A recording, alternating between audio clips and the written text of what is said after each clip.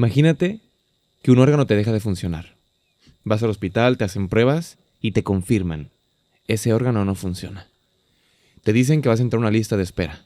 Una lista de espera que hay cientos, miles de personas esperando a que ese órgano pueda ser trasplantado para que tú puedas vivir. Imagínate esa situación, una situación de incertidumbre, de tensión. Imagínate que llega y está cerquita de llegar ese día en el que se trasplante ese órgano. Por fin llega y tu vida comienza un nuevo despertar, una nueva oportunidad. Pues esto es algo símil a lo que nos puede llegar a pasar con la mente de Cristo. Ese órgano que nosotros tenemos, que es el más importante, que es nuestro cerebro, que es nuestra mente, nos dice la palabra que puede recibir la mente de Jesús, que podemos ser como Jesús, que podemos caminar como Él caminó. Y ese es nuestro objetivo como cristianos. Pero aquí lo diferente es que no hay listas de espera. Aquí lo diferente es que no te lo dan y simplemente hay un cambio rotundo, que quizás puede pasar. Aquí es algo que es progresivo, que es algo que tenemos que ir construyendo, es algo que nosotros tenemos que ir relacionando. Y sobre todo es algo que es una realidad para nuestra vida, que no depende de nosotros, que sí podemos trabajar, pero en equipo con Dios. Hoy queremos hablar sobre recibir la mente de Jesús, cómo tener la mente de Jesús en nosotros y cómo podemos hacer para empezar a vivir como Jesús vivió. Sin duda alguna es un reto importante, pero nosotros en Inverso asumimos los retos y queremos profundizar en la palabra sobre ese tema tan importante. Bienvenido a un Inverso más. Recuerda que este proyecto viene a ti a través del Departamento de Jóvenes Adventistas de España y Sa Feliz, la editorial que siempre está dispuesta a apoyar y a realmente a seguir adelante con estos proyectos que son tan beneficiosos para jóvenes como tú y como yo. Y me encantaría, como siempre, acompañarme de amigos para poder dialogar de ese tema y aprender más de ellos. Chicas, chicos, ¿cómo estáis? ¿Estáis bien? ¿Estáis contentos? Bien. Una semana más y con un tema tan interesante, ¿no? Espero que vosotros no estéis esperando un órgano y si tú que nos estás viendo esperas un órgano, pues oramos mucho por ti y esperamos que pueda ser pronta tu recuperación. Pero bueno, esto pasa, ¿no? Y pasa mucho que a veces hay cosas que no funcionan bien, hay un diagnóstico, después de ese diagnóstico de no funciona bien y hay noticias que nos dicen, oye, tienes que hacer algo con tu salud. Me gustaría preguntaros a vosotros, ¿hay algún momento en el que habéis recibido un diagnóstico de salud complicado? De salud. A ver, gracias a Dios, no. ¿No? Por ahora no. ¿Alguno nunca habéis recibido un diagnóstico así que diga, uff? Yo personalmente no, pero sí que en mi familia hemos tenido que enfrentar la lucha del cáncer, que finalmente se acabó con el descanso de mi madre. Lo sentimos mucho, Andrés. Pero es un diagnóstico que... Te hablo del momento del diagnóstico. Sí. Es un momento que no parece que estás soñando algo, claro, una pesadilla, algo malo. Pero vamos, luego se enfrenta poco a poco con la ayuda de Dios. Y nada, mediante su fuerza consigues encontrar la fuerza para poder seguir adelante. Totalmente, totalmente. Los diagnósticos son complicados, ¿no? O sea, cuando estás esperando, cuando estás haciendo pruebas y después hay un diagnóstico ya confirmado de lo que pasa. Primero es tranquilizador porque ya la incertidumbre ha pasado, pero al mismo tiempo te viene una gran lucha hacia adelante, ¿no? Y en eso tú y yo compartimos esto, Andrés. Mi madre también ha pasado un proceso de cáncer de años, ¿no? Es un proceso que estuvo ahí, gracias a Dios. Mi mamá terminó su proceso y si Dios quiere, pues pronto estará por aquí. Pero justamente yo creo que el Espíritu nos da un diagnóstico de nuestra vida, ¿no? Nos dice Juan, a través de las palabras de Jesús, Juan nos refleja donde nos dice que el Espíritu Santo nos convence de algo, de pecado, de justicia y de juicio. Y me encanta esto, ¿no? Porque cuando nos convence de pecado es que nos hace un diagnóstico y te dice, oye, quizás por aquí no vas por buen camino, ¿no? Nos convence de juicio porque tú dices, el juicio es una realidad, querido. Va a haber un momento en el que esto va a terminar y el juicio es una realidad. Pero nos convence de justicia y te dice, tu justicia no es suficiente. Yo te doy una justicia mayor, que es la justicia de Jesús. Por tanto, tu diagnóstico tiene una solución, una pronta solución, que es que si te acercas a Jesús, todo se va a solucionar, porque ese juicio estará ganado para ti. Así que justamente hoy venimos a hablar de un diagnóstico que tenemos como seres humanos, que es el pecado, y queremos hablar de cómo podemos recibir la mente de Jesús para afrontar la vida con una perspectiva diferente. Así que gracias por afrontarse a este reto de este tema. Vamos, Andrés, por favor, y empecemos con nuestro Interioriza. Así que si quieres, ayúdanos con Filipenses 2, del 4 al 8, con tu gran subrayado. Yo no estoy acostumbrado a subrayar No te las preocupes, cosas no te así, preocupes. pero bueno, por eso he subrayado todo en azul. Muy bien. Lo muy bien. leo y... Es válido, ¿eh? Es válido. Gracias. Si no, también. Dale, dale. Gracias por tu aprobación. Dice así: no busquéis vuestro propio provecho, sino el de los demás. Haya pues en vosotros este sentir que hubo también en Cristo Jesús. Él, siendo en forma de Dios, no estimó el ser igual a Dios como cosa a que aferrarse, sino que se despojó a sí mismo, tomó la forma de siervo y se hizo semejante a los hombres. Más aún hallándose en la condición de hombre, se humilló a sí mismo, haciéndose obediente hasta la muerte y muerte de cruz. Es un tema increíble, ¿eh? Es un poco el mensaje que nosotros predicamos sábado tras sábado en nuestras iglesias. Por eso vamos a ampliarlo un poco con el contexto histórico. A mí me gusta mucho saber qué pasaba ahí y es como, vale, si tú coges un mensaje del chat fuera de contexto, puede significar muchas cosas. Yo quiero saber de qué estaba hablando Pablo ahí con los filipenses. Claro. Todo empieza en el contexto histórico. Como digo, Filipos era una colonia romana de unos 2.000 habitantes. Algunos pueblos de España tienen más habitantes que Filipos. Totalmente. Era pequeñito. Pequeñito visto desde los ojos de ahora, de nuestros ojos de la actualidad. Pablo recibe una visión en Hechos 16 del 9 al 12. Vemos que recibe una visión concreta para ir a Filipos ahí a predicar. Va predicando y se encuentra ahí en esa colonia con una joven endemoniada que tenía espíritu de adivinación, que era esclava de sus amos. Entonces, él le quita el demonio, la libera, y los amos empiezan a hacer bulla, a discutir por qué has hecho esto. Ahora nosotros, ¿cuál es nuestro negocio? Entonces, Pablo y sus colaboradores son encarcelados. Después pasa el famoso evento de que hay un terremoto, las puertas se abren, el carcelero está a punto de suicidarse, de decir, madre mía, ¿qué ha pasado? Que se me han escapado todos. Y después Pablo sale con todos los presos que no habían huido. Así nace la iglesia de Filipenses y pasan 10 años, o más de 10 años, dice el comentario bíblico, y Pablo escribe la epístola en su primer encarcelamiento en Roma. Y yo tengo una técnica, llámala, no manía, pero una forma de leer las epístolas, porque Pablo a veces es un poco rebuscado en su manera de comunicarse. A mí me gusta parafrasear las epístolas de Pablo en mi lenguaje. Es como los versículos del 3, 4, 5, 6 al 8 de Filipenses 2, yo lo parafraseo tal que así. Dale. Sed humildes, no os miréis a vosotros, porque tenéis que ser como Jesús. Mirad lo que Jesús hizo, todas sus obras tenían por objetivo a los demás y no a sí mismo. Yo voy a hacer aquí una aclaración, un apunte psicológico, más científico que psicológico. Hay una terapia que se llama la terapia metacognitiva en psicología. No es una terapia al uso, porque no se centra en los pensamientos como tal, en el contenido, sino que se centra más en la forma, en el espacio que estos pensamientos tienen. Por ejemplo, la famosa rumiación, que todos conocemos, el overthinking, viene de esta terapia, porque lo que nos dice es la forma del pensamiento es todo el rato la misma, es un círculo, un bucle. No se nos interesa, no nos interesa, entre comillas, no nos centramos en el contenido del pensamiento, sino que nos centramos en la forma de bucle que tiene ese pensamiento. Y vemos cómo esto se aplica a la actualidad, porque una de las... Voy a leer los datos.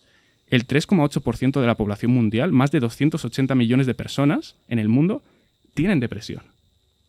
Esta terapia nace de la Universidad de Manchester, año 2009, es la publicación en español que tenemos de Adrian Wells, el autor. Y lo que dice este autor de la depresión es que es un trastorno eminentemente egocéntrico, y voy a matizar mis palabras porque egocéntrico muchas veces se utiliza de manera negativa. Negativa, ¿no? Hablábamos en la lección anterior con Daniela de su experiencia. Sí. Egocéntrico hace alusión a la forma del pensamiento, de que el ego, de que el yo es el centro. Todo el rato se está pensando a sí mismo y yo no miro a los demás, no os miro a vosotros, sino podría estar aquí pensando qué mal estoy, pensar en cómo se han originado los síntomas que yo tengo, pensar solamente en mí. Entonces, la humildad que nos dice Pablo, lo de centrarnos en Jesús porque se despojó a sí mismo para venir por nosotros, es un mensaje muy actual. Porque esos millones de personas con depresión encontramos una manera muy clara, un camino muy trazado, muy claro, en el cual nos dice la Biblia, mira, no pienses en ti mismo. Encuentra la forma de pensar en los demás para ser útil, para ser servida para los demás. Y ese es el mensaje tan importante que he encontrado en esta interioridad. Es un texto fuertísimo, ¿no? Es un texto muy, muy fuerte porque es muy contracorriente de hoy en día, ¿no? Sí, muy contracorriente de la sociedad donde dice, piensa en ti mismo, preocúpate por ti, ¿no? Es como que cada uno que se busca las castañas al fuego y es como que, bueno, cada uno a lo suyo, ¿no? Y después viene la Biblia, que es contracultural, contracorriente en muchos temas y te dice, ayuda a buscar el sentido de los demás, ¿no? Es como, ve un poquito más allá, ¿no? O sea, alza tu mirada. Me encanta este canto de Bienvenidos a Adorar que dice, alza tu mirada al cielo, ¿no? Es como que alza tu mirada, mira un poquito más allá. Y muchas gracias, Andrés. Muchas gracias por darle esta visión tan profunda. ¿Los demás del texto? ¿Todo correcto? ¿Os parece guay? Sí. Muy top el texto. Si tú, en casita, lo has leído, lo has subrayado de otra forma, por favor deja aquí abajo tu comentario, que nos encantaría ver qué has subrayado sobre ese texto bíblico y sobre todo cuál es tu visión sobre él, que nos encanta. Vamos a la primera pregunta. Marta, cuéntanos, ¿qué significa tener la mentalidad de Jesús, ¿no? Ya Andrés nos ha introducido un poquito, pero ¿cómo se vive prácticamente tener la mentalidad, la mente de Cristo, ¿no? O sea, ¿cómo se vive en un momento donde hay tantos gurús y tantas personas como por ejemplo nuestro amigo Yados, ¿no? Donde dice, piensa como yo, sé como yo, ten como yo, porque así te vas a volver millonario. En este momento, ¿qué significaría tener como el mindset de Jesús, ¿no? Cuéntanos. Sí, pues mi respuesta ha sido un poco en la misma línea. O sea, la mentalidad de Jesús, primero me quería enfocar en eso, en qué es lo que hace Jesús. Es verdad que Jesús, no podemos compararnos, Jesús no es egocéntrico, pero entonces vayámonos a los apóstoles, por ejemplo, que siguen su ejemplo. Los apóstoles pasan por un proceso, igual, lo que hemos hablado, pasan por un proceso de transformación y de trabajo muy heavy en cuanto a dejar de lado su orgullo, ¿no? Tenemos que trabajar tanto en esto, en nuestro yo personal. De hecho, ellos se pelean entre sí sobre quién es más importante, quién va a estar a la derecha de Cristo, etc. Y cuando por fin logran dejar de lado este yo, este ego, centrarse todo el rato en sí mismos, porque es que vivimos en una sociedad súper individualista. Las redes sociales, es que todo nos dice que nos centremos mucho en nosotros, que trabajemos mucho en nosotros. Está esta también industria de la felicidad, todos los expertos, ¿no? Que te dicen, trabaja en ti, busca en ti, y Jesús te dice, busca en los demás, trabaja en los demás, sirve a los demás. Jesús viene y se arrodilla y lava los pies. Entonces, lo primero que hacen los apóstoles para poder llevar a cabo ese proceso de transformación es dejar a un lado su orgullo, que bueno, decir orgullo a veces también dejar, porque donde está tu atención está tu vida, ¿no? Si tú estás tan centrado en ti, que no es malo, hace falta un proceso de introspección, hace falta trabajar en ti mismo, pero si tú estás tan centrado y pones tu atención tanto en ti, todo el rato en ti, tu vida va a girar en torno a eso. El momento en el que tú apartas un poco esto y pones tu atención en los demás, lo que hace Jesús es pensar más en los demás. Jesús te dice, piensa más en los demás que en ti mismo. La sociedad te dice, piensa en ti. Jesús te dice, piensa en los demás, sirve a los demás. Entonces me parece que es un poco esto, ¿no? La vida de Jesús consiste en esto y la mentalidad de Jesús consiste en esto. Y esto, cuando nos centramos en servir, había un evangélico, un pastor evangélico al que escuché hace un tiempo, que se dedicaba a servir a los demás y que contaba su experiencia como un proceso de transformación enorme, en el sentido de cuando por fin empecé a darme cuenta de que antes incluso de preocuparme tanto por mí, simplemente ayudando a los demás, estaba trabajando en mí inconscientemente, pues ocurrió un cambio enorme. Entonces, pues eso. Además hay una consecuencia súper bonita que Pablo también habla de ella, y es que cuando todos miramos por el otro y de repente ya no estamos tan centrados en nosotros mismos, se crea algo que es que todos tenemos el mismo pensar, el mismo sentir, y ahí es donde se crea la comunión, la familia, la iglesia. Entonces, para mí esto, además hay una cita muy guay, perdón, Dale. Hay una cita muy guay de la lección que dice, cuando Cristo entra en nuestras vidas, las dos mentes se convierten en una y los pensamientos de Dios se convierten en nuestros pensamientos. ¡Wow! Flipa. De repente puedo tener los pensamientos de Cristo, ¿no? Te choca un poco. Y sí, está enfocado en esto, en qué hace Jesús. Yo voy a hacer lo mismo. Y ya veremos cómo con el tiempo y construyendo y trabajando en esa relación, jolín, voy a empezar a tener los pensamientos de Cristo y sirviendo a los demás y siendo siervos siempre. Pues es un mensaje que hay que comprenderlo, hay que vivirlo, pero al mismo tiempo también hay que ¿Cómo puedo explicarlo, no? Hay que ver que es complementario, ¿no? O sea, que es muy bueno en ese sentido. Jesús sirve y se da hacia los demás toda su vida. Y Jesús también se nutre a sí mismo, ¿no? O sea, y es importante, ¿no? Y yo creo que el cuerpo y la misma organización de esta sociedad, de este mundo, como el Señor lo planeó, era alimentarse para poder darse, ¿no? O sea, es como no olvidarnos de esto, ¿no? Es como que yo me alimento para poder darme, yo me alimento para poder darme. Y es importante que tengamos esta capacidad siempre, porque al final, sí, al final, este alimentarse de Jesús, conocer a Jesús para después ser Jesús, ¿me hago entender? Hay muchos que somos más prácticos y que quizás aprendemos trabajando, pero también es importante tener la parte de poder nutrirnos en Jesús, ¿no? Obviamente no centrados en nosotros. Al final, cuando nutrimos de Jesús, como que aprendemos de Él, nos centralizamos en Él, nos centralizamos en el otro, y ese otro nos da la capacidad de poder compartirnos. Es lo que tú dices, y al final es que hay mucha gente que yo conozco que es como, vale, pues me nutro de Jesús, pero hay momentos en los que sientes una desconexión muy fuerte o pasa lo que sea en tu vida y de repente encuentras, sirviendo a los demás, vuelves a ese propósito. Le das utilidad a lo que has aprendido. Sí, reconectas. Totalmente. Estoy de acuerdo contigo. Pues qué bueno, ¿no? Y sobre todo ver esa radicalidad muchas veces de Jesús, ¿no? De ese servicio a los demás, de darnos a los demás y ver cómo finalmente las cosas vienen por añadidura cuando centramos nuestra mirada en el cielo. Vamos a la segunda pregunta, que es una pregunta que sin duda alguna yo creo que choca mucho, ¿no? Y choca mucho por nuestra generación, porque nuestra generación más millennial, más generación Z, X o lo que venga, la palabra obediencia es algo que nos cuesta, ¿no? O sea, institución, obediencia es algo que nos cuesta de tragar, ¿no? Y yo creo que la palabra obediencia para nuestros padres que eran modernos, ¿no? A ellos sí que les cuadra mucho. De hecho, su fe estaba muy centrada únicamente en obedece y cállate, ¿sabes? Como, venga, la fe tiene que ver con obedecer y guardar silencio y nosotros es como que no, yo quiero entenderlo.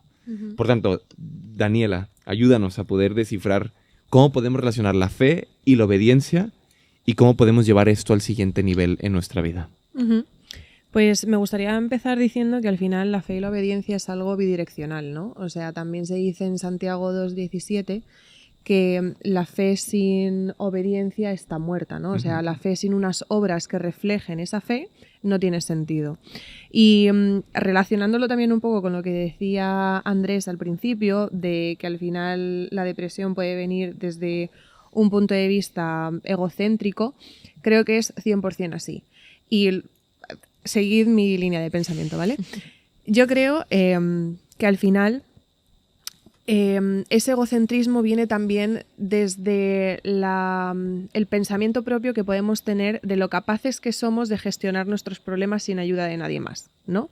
Al final viene con una raíz de querer mantener el control, de pensar que tú todo lo puedes y demás, ¿no? Más allá de también el sentido que tú le decías de ay, qué pobre de mí, qué mal estoy y demás, creo que cuando pones el foco de que la única manera de salir de ahí es por tus propios pies, es donde estás fallando, ¿no? Estás cediendo a que quieres mantener ese control y no cedes las riendas a Dios, ¿no? E incluso es un control que al final, pues en esto que decimos de la obediencia, puede venir dado a un sentido de voy a hacer lo que yo considero que está bien y lo que yo creo que me va a venir bien a mí en mi vida en general, y a lo mejor puede coincidir algunas cosas con lo que me dice Dios que es bueno para mi vida, pero otras veces diré, pero esto no me interesa, entonces esto mejor me lo salto, ¿no? Entonces, quiero traer de ejemplo la vida de Jesús, que pues es la vida más perfecta que podemos traer de ejemplo y para mí es un referente claro de lo que fue la salud mental. A lo largo de la vida de Jesús vemos varios momentos en los que él gestiona las emociones de la manera que se tienen que gestionar, ¿no? Tenemos el ejemplo de cuando Lázaro muere, que aun sabiendo Jesús que lo va a resucitar y que va a estar bien y que todo ese dolor va a pasar, se permite y se da el espacio de poder llorar, de conectar con sus emociones y de sufrir lo que en ese momento su naturaleza humana le estaba pidiendo, que era llorar la muerte de su mejor amigo. También vemos la angustia que tiene Jesús en los últimos momentos en el jardín del Getsemaní, cuando le está diciendo al Padre, por favor, haz que esta copa pase de mí, no quiero esto, no me apetece, ¿no? Pero a pesar de todo eso, y ahí es donde va también este camino de la fe y la obediencia, es que Jesús dijo, a lo mejor esto no es lo que más me apetece, no es lo que mi naturaleza humana me lleva a querer hacer, pero sé que es lo que me conviene porque es lo que el Padre tiene diseñado para mí, ¿no? Entonces, traído un poco a lo que decías de que la obediencia muchas veces la vemos con una connotación totalmente negativa, es que yo creo que al final le podemos el prisma y las gafas con las que la vemos aquí en la sociedad, que muchas veces el obedecer está al final puesto como que vas a hacer algo en contra de tu voluntad, cosas que no te gustan, etcétera, etcétera, ¿no?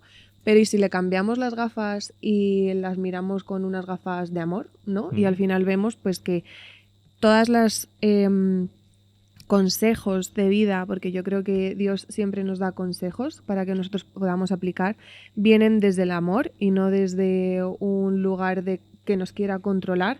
Cambian mucho las cosas, porque dejas de temerle a Dios a unas consecuencias de uy, si no obedezco me va a ir mal, y empiezas a decir uy, pues quizás si obedezco me va a empezar a ir mejor, ¿no? Entonces, cuando al final comprendes quién es Dios y lo que nos ama, entiendes también que la obediencia no es una carga, sino que es un privilegio. Una bendición, ¿no? Eso es. Y eso al final, la obediencia es algo que puedes traer a lo cotidiano, ¿no? Y traemos un poco el primer capítulo en el que veíamos que al final tenemos que transformar nuestras mentes y buscar lo que a Dios le agrada. Y la manera que tenemos de hacer eso es estudiar la Biblia, tener una relación con Dios, podernos ser uno con Él lo mejor que podamos para que muchas veces, como decía Andrés en el capítulo anterior, nos trasplante esa mente y al final empecemos a pensar como pensaría Jesús y no como nosotros, ¿no? Entonces, yo creo que también, y con esto termino, es que caemos en pedirle a Dios solamente ayuda cuando nos pasan cosas grandes en la vida, o en general, deseos grandes en la vida, pero se nos olvida que Dios nos dice que nos va a dar todo lo que nuestro corazón desee y todo lo que le pidamos, pero se lo tenemos que pedir, porque aunque Él ya lo sepa y aunque Él ya supiera cómo estaba Elías y que estaba mal, le gusta que nosotros le contemos y le gusta que seamos obedientes y como un niño pequeño viene a pedirle ayuda a su papá con cualquier cosa, incluso como las más insignificante que puede ser, yo que sé, abrir un tarro de mermelada o cualquier cosa así, que puede ser absurdo. Si le confiamos estas pequeñas cosas y le pedimos ayuda en lo más insignificante de nuestro día a día, para mí esa pequeña petición que suelo hacer todos los días es, por favor, encontrar un sitio de aparcamiento. En los sitios en los que se aparca mal es como vas conduciendo y dices, Señor, por favor, que pueda tener la suerte de encontrar un aparcamiento, ¿no?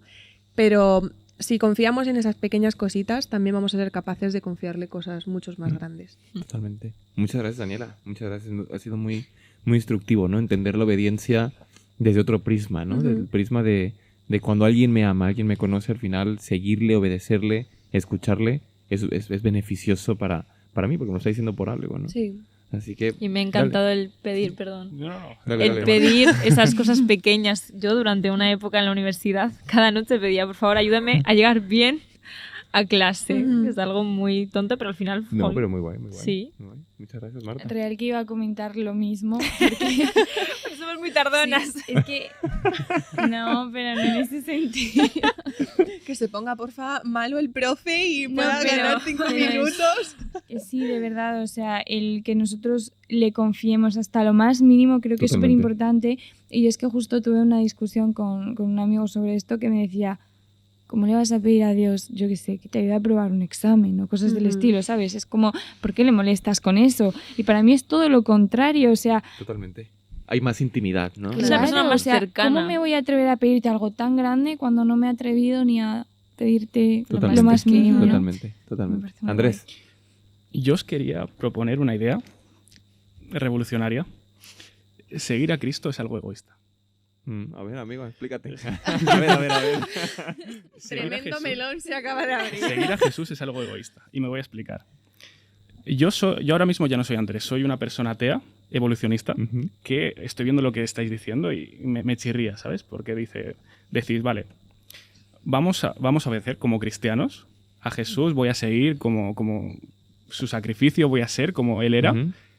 Pero es que lo que siempre repetimos como cristianos es que queremos ser como Jesús para recibir el cielo. Quiero ser como Jesús para que Él me ayude y me dé bendiciones. Quiero ser como Jesús por lo que Él me vaya a dar. Ujú. incluso si no me diera nada, la recompensa es que yo ser altruista me hace sentir bien, porque se segregan en mi interior a neurotransmisores que cuando yo hago el bien a los demás, yo recibo recompensa implícita. Aunque no lo quiera, yo voy a recibir esos neurotransmisores del placer, de la felicidad. Y esta es la postura de Richard Dawkins, un biólogo evolucionista británico. En su libro El gen egoísta explica todo esto. Y tú te quedas como cristiano y te dices, wow, entonces ¿yo qué respondo a esto? ¿Yo soy egoísta por seguir a Jesús? Y vamos a ver cómo la Biblia nos da respuesta. Yo os propongo el ejemplo de Juan el Bautista.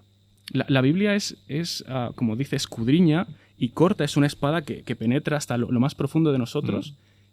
Y yo soy un pesado, ¿vale? Soy un pesado de la motivación, de los porqués. No, dale. Y yo siempre busco los porqués, por qué hacemos las cosas. Y yo os pregunto, si Juan el Bautista hubiera sabido todo lo que... el final, cómo hubiera acabado su historia, ¿habría hecho todo lo que hizo por el reino que Cristo había venido a implantar? Y ahora os pregunto, si la gente no nos reconociera el altruismo, si en mí no se segregaran estas sustancias que me hacen sentir placer, incluso ¿haría lo que estoy haciendo hoy en día? ¿Yo qué busco? ¿Busco a Dios por lo que Él me puede dar o busco a Dios por lo que Él es? Y realmente el que va a escudriñar, el juez de mis motivaciones, dice Pablo, ni siquiera yo me juzgo, sino solamente Dios es el que me juzga, porque llega la imposibilidad de no saber yo por qué lo estoy haciendo, si es por egoísmo o si es por altruismo verdadero como Jesús hizo. Lo único que me queda es decirle, Señor, quiero centrarme no tanto en la recompensa final, en lo que se puede suceder, sino quiero hacer las cosas por amor a ti. Y este amor es algo que solamente tú puedes poner. Porque si no se me acusaría, como bien hemos dicho, si sigues a Cristo eres egoísta. Y eso se puede decir. Si no tienes una introspección clara de tus motivaciones. Yo... Adelante. Quiero hacer un apunte súper pequeñito, y es que o sea, estoy de acuerdo contigo en todo lo que has dicho, pero a la vez creo que Dios quiere dar de la misma forma que mis padres me quieren dar a mí, lo que sea, ¿no? Todo lo bueno que tienen o todo. Está feo no recibir un regalo. Claro, entonces a eso me refiero, o sea, yo creo que Él también espera de nosotros que busquemos eso que nos puede dar, y no necesariamente... es que no sé ahora mismo cómo explicarlo. Sí, pero ese matiz que dices es muy bonito, o sea, de que Dios quiere dar, pero al final te das cuenta que Dios no tiene que ver con la meritocracia, sino va con la gratitud. En el sentido de que, o sea, yo te lo voy a dar, no importa lo que hagas. Sí, pero mira lo que estoy haciendo, Señor. No, pero te lo voy a dar. Pero mira lo que hago para que me lo des. Que no, que es gratis. Tenlo. No, pero mira lo que ya he hecho para que me lo hayas dado. Que no, que te lo he dado gratis, ¿sabes? O sea, voy contigo, estoy de acuerdo contigo. Sí, sigue. No, ¿ya está? es eso. Perdóname, Helen. A mí me gustaría añadir que el enfoque que propone Andrés para mí es sinónimo de una espiritualidad inmadura. Es decir, yo creo que todos en el camino y el recorrido que tenemos en nuestra espiritualidad pasamos por diferentes fases, y yo creo que la espiritualidad más inmadura es esa en la que tú piensas y de manera inconsciente haces las cosas esperando recibir algo a cambio. Cuando vas evolucionando y construyes tu relación con Dios y ya empieza a ser una relación espiritual mucho más profunda y madura, yo creo que vas evolucionando. Y en el caso de Elías, ya venía de tener una relación cercana con Dios, pero de repente necesita a Dios de nuevo, ¿no? Y en mi caso personal, a lo mejor yo he sido creyente de cuna, siempre como que se me ha dado fácil, ¿no? En contraposición con otras personas que hayan tenido que encontrar a Jesús por el camino, pero en muchas ocasiones he dado por sentado que Él estaba ahí, ¿no? Y no ha sido, por ejemplo, en los momentos en los que he reforzado más mi relación con Dios, han sido en los momentos en los que más le he necesitado. Y ha sido una interacción completa de necesito de ti y que me saques tú de esto porque yo no puedo con esto. Y en esa búsqueda de la necesidad, al final acabas conociendo a un Jesús que está dispuesto a darlo todo por ti, que es lo que mencionaba un poco Josías, ¿no? Alguien altruista totalmente, lo que mencionaba Helen, de te quiero regalar la salvación, no porque tú la merezcas, sino porque de lo mucho que yo te amo, quiero que tengas esto y que podamos compartir toda la eternidad juntos, ¿no? Y de ahí pasas a un siguiente estado de madurez espiritual en el que ya empiezas a hacer las cosas por amor a Dios. Yo creo que pasas por 3 fases. Una primera en la que haces las cosas por lo que vas a recibir a cambio, que yo creo que también es un poco la espiritualidad infantil, ¿no? Los niños van a la iglesia y demás porque si no te está viendo Dios y te va a castigar, y yo creo que todos hemos escuchado ese tipo de frases en algún momento. Luego pasas en un momento de ¿por qué necesito yo a Jesús? Y luego por último empiezas a vivir una espiritualidad plena, que yo creo que es el objetivo. Entonces entiendo tu parte, pero creo que no se aplica a todo el mundo. Sí, aplica al principio, claro, me refiero, claro. Porque él hizo el matiz al final sobre cómo sería... Si me permitís. Dale. Una cita de Ellen White en Palabras de vida del Gran Maestro, página 329, párrafo 1, dice: el Señor desea que confiemos en Él sin hacer preguntas con respecto a nuestra recompensa. Uh-huh. No debemos estar tan ansiosos de obtener el premio como de hacer lo que es recto, independientemente de toda ganancia. Totalmente. Uh-huh. Y es eso. O sea, es justamente, ¿no? Es comprender que realmente la recompensa no es lo que tiene que hacer nuestra relación con Dios, ¿no? Jesús mismo dice: vosotros me buscáis por los panes y por los peces. O sea, ya está, se acabó. O sea, vosotros me queréis por los panes y por los peces. No finjáis. Yo no quiero a alguien que me siga por los panes y los peces, ¿no? Los panes y los peces son señales de quién soy yo.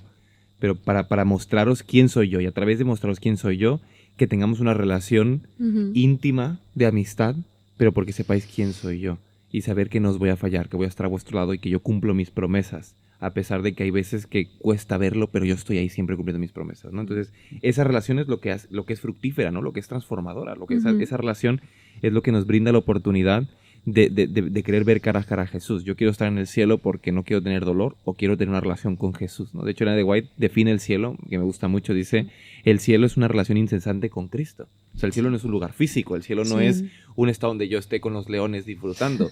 No, el cielo es una relación con Jesús. Yo quiero mi relación con Jesús que sea plena y no separarme de ella, ¿no? Y sobre la transformación también. O sea, yo quiero a Dios porque me va a transformar, voy a ser mejor. No, es que Dios va a vivir en mí. No soy yo. Ya no estoy Totalmente. yo. Y Dios va a vivir en mí, igual el cielo. Voy a estar con... Entonces, cuando pones el foco en esto, yo creo que un poco la cosa cambia. Cuando pones el foco en Dios. Esto es como la frase esta de todo lo bueno que vas a ver de mí no soy yo, es Dios, y todo lo malo que ves de mí sí soy yo. Soy yo. Sí, hola, sí que... Sí, hola, soy sí Juan, soy. Confías. Muchas gracias, muy, muy interesante. Y esperemos que esté siendo muy interesante para los que nos escuchan, para los que nos ven. Y terminamos con la última pregunta. Querida amiga Helen, cuéntanos, por favor. ¿Jesús puede sanarnos de nuestras situaciones complejas de la vida? ¿Creemos que Jesús tiene poder, transformación? Cuéntanos. A ver, para empezar quiero que hablemos un poco de lo que son estas situaciones complejas de la vida, porque creo que a veces hablamos de ellas como si fuese, pues no sé, siempre situaciones graves, o a lo mejor una depresión o cualquier otro diagnóstico así que suena muy fuerte, ¿no? Pero en realidad yo creo que esto hace referencia a cualquier dolor que todos llevamos por dentro, ¿no? Y que no necesariamente es lo más grave del mundo, pero sigue siendo importante y doloroso para esa persona, como una preocupación, un miedo o yo qué sé, cualquier decepción, ¿no? O cualquier otra cosa.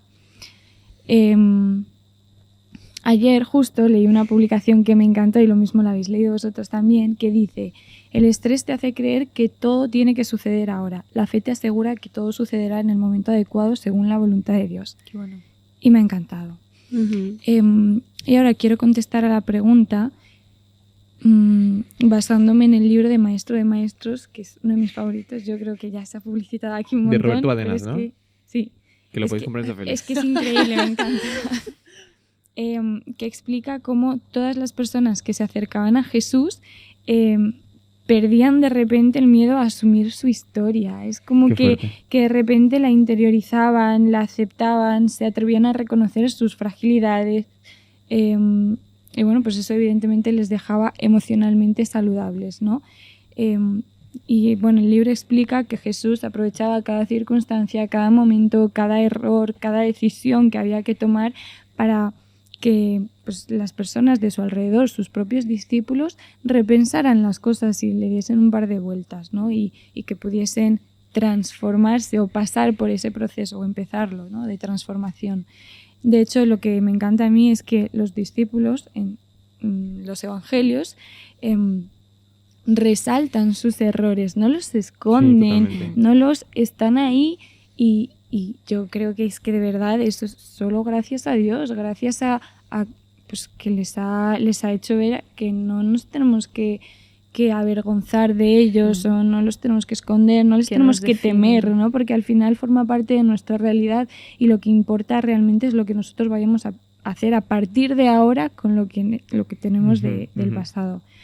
Y bueno, una historia que todos conocemos, pero que para mí explica súper bien esto, es la historia de la samaritana, que decía que básicamente después de una conversación con Jesús, porque de hecho vemos que no es como cualquier otro de los milagros que ha hecho Jesús de sanar a un ciego, a un cojo, lo que sea, es una conversación con él, pero es una conversación que a ella yo creo que le abre un mundo y le quita todo ese esquema rígido que ella tenía en sí mismo, ¿no? Respecto a todos sus pecados, porque, no sé, a mí me parece impactante que después de todo lo que había vivido, que de repente ella se atreva a ir a la ciudad y a contar a todo el mundo quién es ese hombre y lo que le ha contado sobre ella misma, ¿no? Ya no lo esconde de esa forma y bueno, me ha encantado, porque al final creo que es súper fácil, especialmente en estos tiempos, hablar del mundo en el que estamos, ¿no? De lo que tenemos, de lo que hacemos, pero no sabemos hablar de nosotros mismos, de lo que llevamos por dentro, de nuestras fragilidades. Es algo que últimamente se ha perdido un montón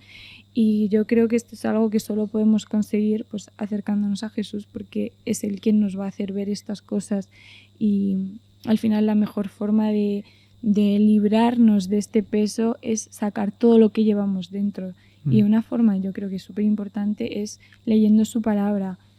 Lo que mencionábamos en otros capítulos también. No sé, que es leer la Biblia y de repente decir, ¡buah! Es que está hablando de mí, justamente, ¿no? O me está dando justo donde me duele en este momento y, no sé, me parece increíble. Y ahí yo creo que es muy importante también tener una comunidad y ojalá que nuestras iglesias, y muchas veces entenderme muy bien, ¿no? Como que solemos...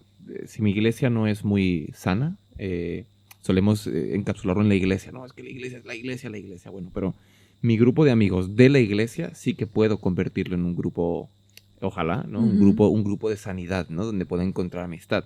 Si quizás en mi iglesia pues no van muy a tope con la salud mental, que quizás puede ser algo así, pero si yo tengo un grupete de amigos en la iglesia espirituales que tienen a Jesús en su corazón y demás, eso es iglesia. Eso es iglesia, ¿no? Y esa iglesia es la que me puede dar sanidad, me puede dar esa conexión con Dios, esa conexión comunitaria, me puede dar un espacio abierto para comentar mis inseguridades, mis dolores, mis momentos duros, ¿no? Y también es una responsabilidad que nosotros, a la hora de ir a nuestra iglesia, verbalicemos estas cosas y que recuperemos algo que hemos perdido hoy en el siglo XXI, que es el testimonio.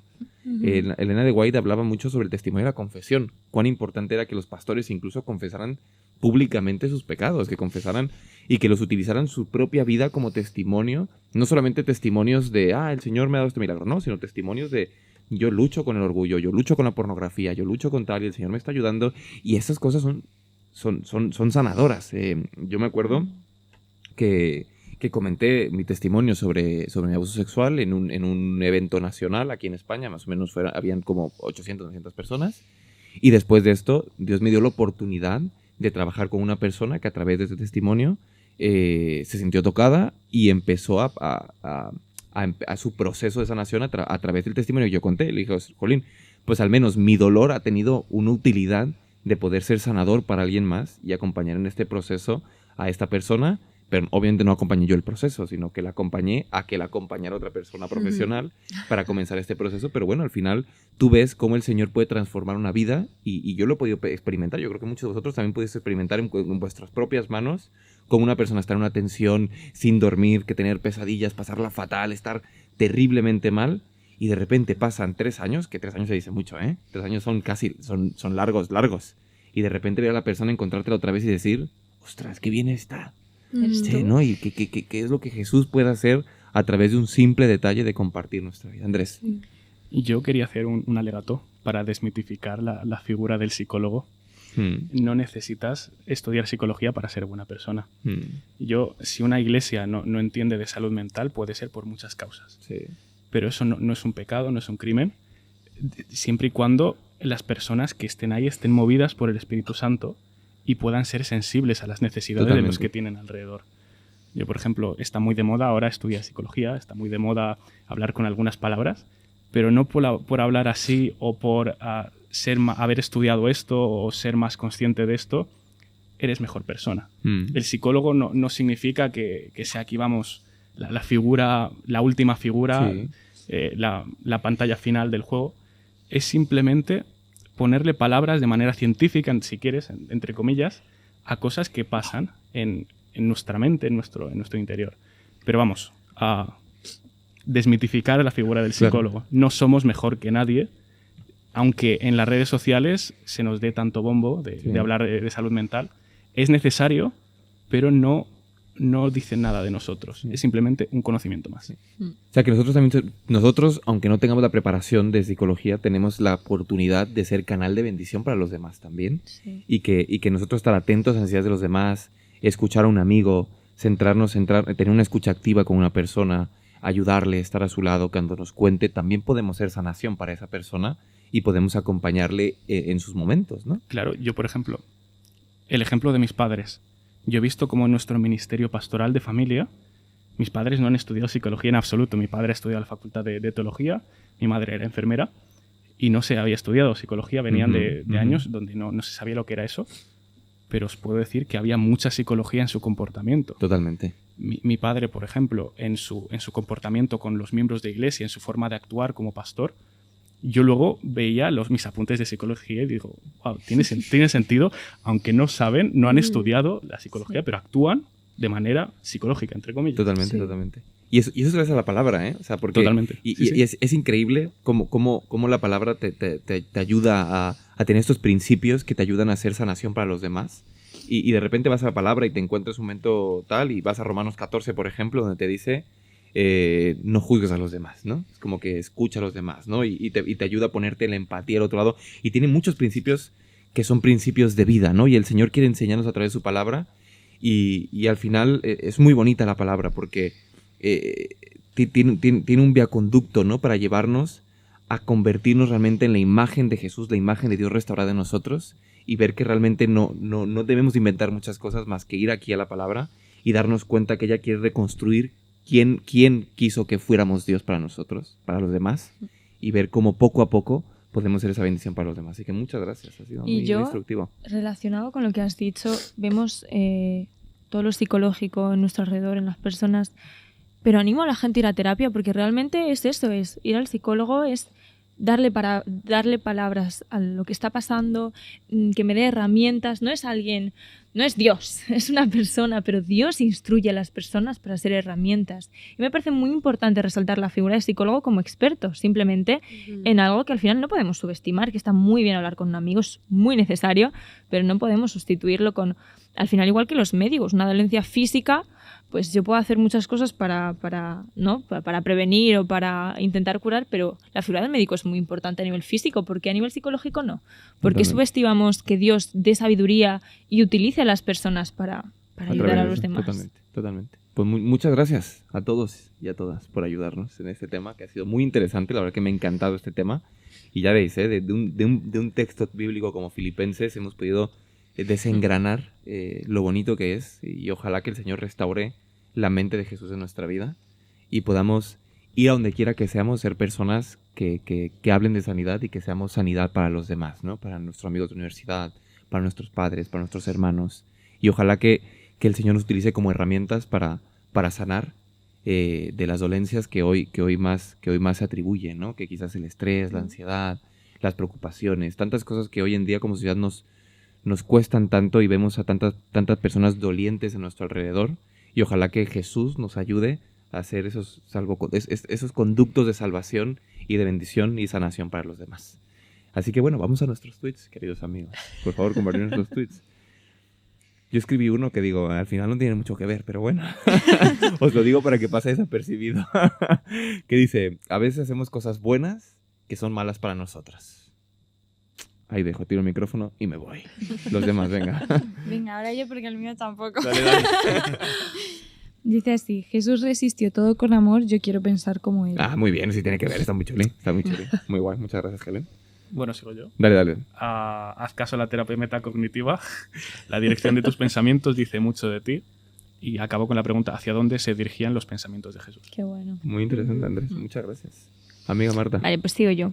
Yo he ido también por el lado de lo que hemos hablado de centrarte en los demás y dice, ¿quieres pensar como Jesús? Empieza por arrodillarte y lavarle los pies a la gente a tu alrededor. Muy guay, muy guay. Daniela. Pues el mío dice, la fe sin obediencia es solo teoría. Al obedecer a Dios le decimos, confío en ti más que en mis propios planes. Oh, muy Me chuli, gusta. muy chuli. Pues muchas gracias, de verdad. Gracias por todo lo que transmitís. Y yo creo que tanto yo como los que nos están viendo, nos están escuchando, están muy agradecidos con vosotros. Y sobre todo gracias a Dios que nos ha traído hasta este momento y que tenemos la capacidad de poder transmitir esto. Y, ¿sabéis? Inverso no se hace a través de cámaras y pantallas y tal y cual. Tú puedes replicar Inverso en tu iglesia, en tu grupo pequeño, porque el objetivo de esto es que puedas dialogarlo, que puedas abrirte con tus amigos y sobre todo que conviertas tu grupo de amigos en un grupo de estudio de la palabra, un grupo de Inverso y que puedas comentar esto. No hacen falta cámaras, de verdad. Quitemos las cámaras y hablemos como amigos, dialoguemos sobre esto y sobre todo dialoguemos sobre la palabra, que estoy segurísimo que podemos intercambiar cosas que nos pueden ayudar a construirnos como personas. Así que gracias por un Inverso más, gracias por estar con nosotros estos 40, 50 minutitos. Dios te bendiga muchísimo. Recuerda que aquí puedes visitar un montón de enlaces que pueden ser muy útiles, como Editorial Sea Feliz, comprar Inverso, descargar la aplicación de Escuela Sabática y muchas cosas más. Nos vemos el próximo sábado a las 4 de la tarde, hora España, en un Inverso más, como semana a semana. Muchas gracias, hasta la próxima. Bye, bye. Adiós.